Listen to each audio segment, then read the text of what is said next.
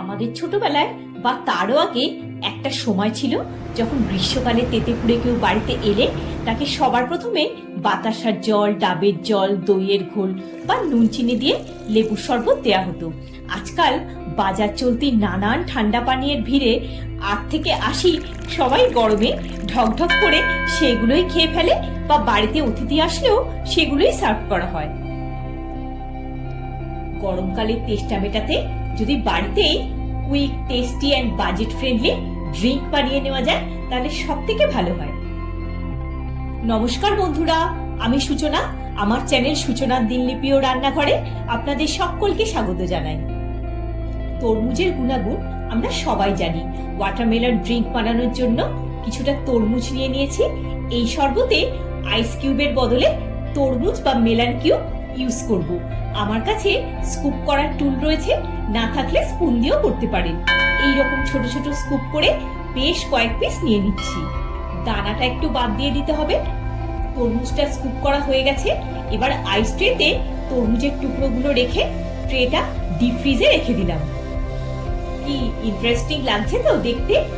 বেশ খানিকক্ষণ পর দেখুন তরমুজের টুকরোগুলো পুরো আইস কিউবের মতোই জমে গেছে। আমি 2 রকমের শরবত দেখাচ্ছি, আপনাদের যেটা ইচ্ছা সেটা বানাতে পারেন। একটা বোলে ঠান্ডা জল নিয়ে তাতে একটা পাতিলেবুর রস নিয়ে নিচ্ছি, কয়েকটা পুদিনা পাতা কুচি, 2 টেবিল চামচ গুঁড়ো চিনি দিয়ে দিলাম, না থাকলে দানা চিনিও দিতে পারেন। একটা মশলা করে রেখেছি, গোটা জিরে, জোয়ান ড্রাই রোস্ট করে গুঁড়ো করে তাতে বিট নুন মিশিয়ে রেখেছি। 1/4 চা চামচ এই মশলাটা দিয়ে দিলাম। এটা থাকলে একটা সুন্দর ফ্লেভার দেবে। একটা হুইস্কার দিয়ে খুব ভালো করে মিক্স করে নিতে হবে। যখন কোনো কিছু ব্লেন্ড করতে হবে, হুইস্কারটা এইভাবে 2 হাত দিয়ে ধরে শেক করলে মিক্সিংটা খুব ভালো হয়। প্রথম শরবতের বেসটা রেডি। একটা সার্ভিং গ্লাসে কয়েকটা মেলন কিউব নিয়ে শরবতটা ঢেলে দিলাম। এবার উপর থেকে আরো একটু মেলন কিউব দিয়ে দিলাম। শরবতটা খেতে খেতে তরমুজের টুকরোগুলো যখন মুখে পড়বে দারুণ লাগবে। বাকিটাও ভর্তি করে দিলাম। একটা স্ট্র, ফ্রেশ পুদিনা পাতা ও লেবুর স্লাইস দিয়ে গার্নিশ করে দিলাম। এবার অন্য শরবতটাও রেডি করে নিচ্ছি। এক্ষেত্রে বোলের মধ্যে ঠান্ডা জলের বদলে ঠান্ডা লিমকা নিয়ে নিলাম। লিমকা যেহেতু লেমন ফ্লেভারের হয় তাই লেমন জুসটা এখানে হাফ লেমনের দিলাম। লিমকাতে যেহেতু সুগার আছে তাই চিনি আর দিলাম না। দিয়ে দিলাম কয়েকটা পুদিনা পাতার কুচি। তৈরি করা মশলাটা 1/4 চা চামচ দিয়ে ওই একইভাবে ভালো করে মিক্স করে দিলাম।